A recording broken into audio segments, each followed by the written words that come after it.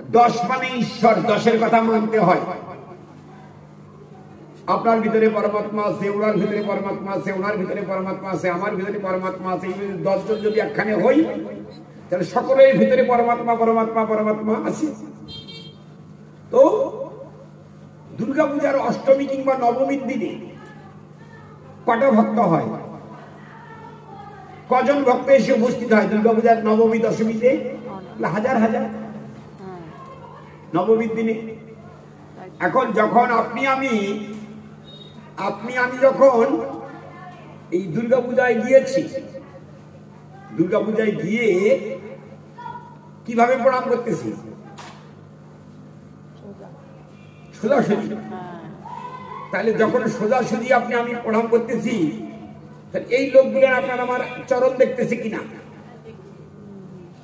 এই যে যারা ভক্ত, যারা দুর্গাপূজা দেখতে উপস্থিত হয়েছে, হাজার হাজার ভক্ত, শত শত ভক্ত, তাদের দিকে যখন আমি পা করছি, পা করে যখন আমি ঠাকুরকে প্রণাম করছি, ভগবানকে প্রণাম করছি, দেবদেবীকে প্রণাম করছি, দুর্গা ঠাকুরকে, শিব ঠাকুরকে, লক্ষ্মী, গণেশ কার্তিককে,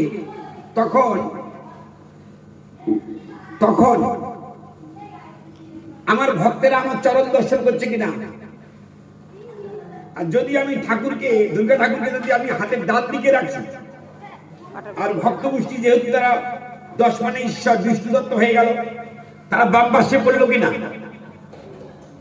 দেবতারা বললো হাতের ডান দিকে, আর দেবতার যারা ভক্ত তারা বললো হাতের। আমার কথা বোঝা যাচ্ছে না? এই যে বাবা আজকে 67 বছর বয়স, বলুন তো এত বছর, যে 63 বছর 62 বছর থেকে দুর্গাপূজা দেখতেছেন, কিভাবে গিয়ে প্রণাম করেছেন? বা ব্রাহ্মণ মশাই কিভাবে প্রণামের সিস্টেমটা বলে দিয়েছে? বলা আছে স্থান্যতা নিষ্ফলা হবে। এই নিয়মে যদি কেউ প্রণাম না করে তাহলে সব চাই গেছে, বাদ হয়ই নাই। এতদিনের প্রণাম গুলেন হয়ই নাই। আমার কথা না, মহামণি কৃষ্ণদ্বৈপায়ন বেদব্যাসের কথা। বেদব্যাসজি বলেছেন, সমানে দন্তস্ব, তার নিচে অন্তস্থ ব, সমানে নিজ, নিজের হাতের বাম পাশে বিষ্ণুগণকে রেখে প্রণাম করতে হয়। সবামে প্রণময়ের বিষ্ণু, দক্ষিণে শক্তি শঙ্কর, ডান পাশে সমস্ত দেবদেবীকে রেখে প্রণাম করতে হয়। গুরু রেব প্রণময়ের অগ্রে, শিক্ষাগুরু, দীক্ষাগুরু, বাবা মা, বড় ভাই, শ্বশুর শাশুড়ি, মামা মামি, কাকা কাকি, পিসা পিসি, এরা সবাই গুরুবর্গ, তো তাদেরকে প্রণাম করতে হয় সামনাসামনি। এছাড়া এছাড়া অন্য যা কিছু সবকিছু নিষ্ফল। এই প্রণাম বেদি রেখে যারা অন্য কোনো প্রণাম করে তাদের প্রণামটা হচ্ছে নিষ্ফল। দুর্ভাগ্যের বিষয়, আমাদের ব্রাহ্মণরা জানে না, আমাদের সমাজের যারা মাথা তারা জানে না, যারা দুর্গাপূজা করাচ্ছে তারা জানে না কিভাবে ঠাকুরকে প্রণাম করতে হয়, কিভাবে ভগবান বিষ্ণুকে প্রণাম করতে হয়। আর আমরা যদিও বলি, কেউ আসেও না, শোনেও না, আসে সব খাবার সময়।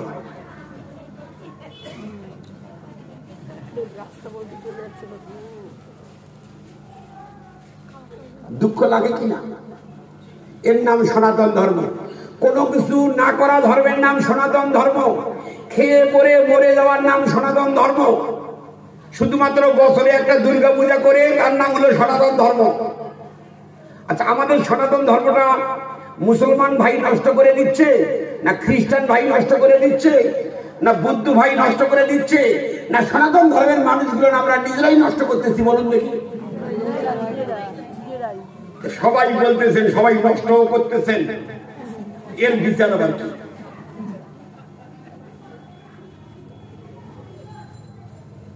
আমি ডাক্তার, আমি প্রফেসর, আমি ডক্টর, ইঞ্জিনিয়ার, আমি শিক্ষক, আমি প্রফেসর, প্রিন্সিপাল, আমরাই তো মানছি না। সনাতন ধর্মটাকে ধ্বংস করার জন্য ইসলাম ধর্মের মানুষ দায়ী, না আমরা সনাতন ধর্মের মানুষ দায়ী? আমরা সনাতন ধর্মের মানুষ দায়ী। অযথা অন্যদেরকে দোষ দিয়ে লাভ কি? নিজেরা ধর্ম করবে না, নিজেরা ধর্ম মানবে না, খালি দোষ দিচ্ছে অযথা মুসলমানদের, খ্রিস্টানদের, বৌদ্ধদের। ফাজিলের বাচ্চা ফাজিলেরা কিচ্ছু মানে না, সব বদমাইশের দল, মিথ্যাবাদীর দল, প্রবঞ্চকের দল, প্রতারকের দল। সনাতন ধর্মটাকে ধ্বংস করে দিচ্ছে এরা। এরা দোষ দেয় অন্যদের। আমাকে ক্ষমা করবেন, আমি কিন্তু গালাগালি দিচ্ছি না, আমি ধর্ম সত্য কথাটা বলতেছি।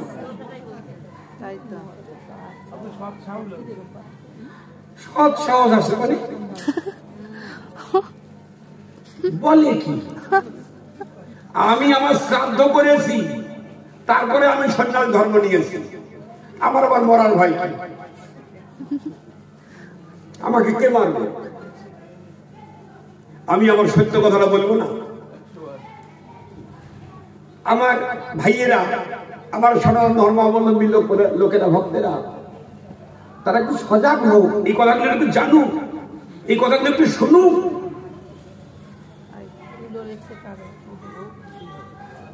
এই বাচ্চাগুলো, এই নাট্য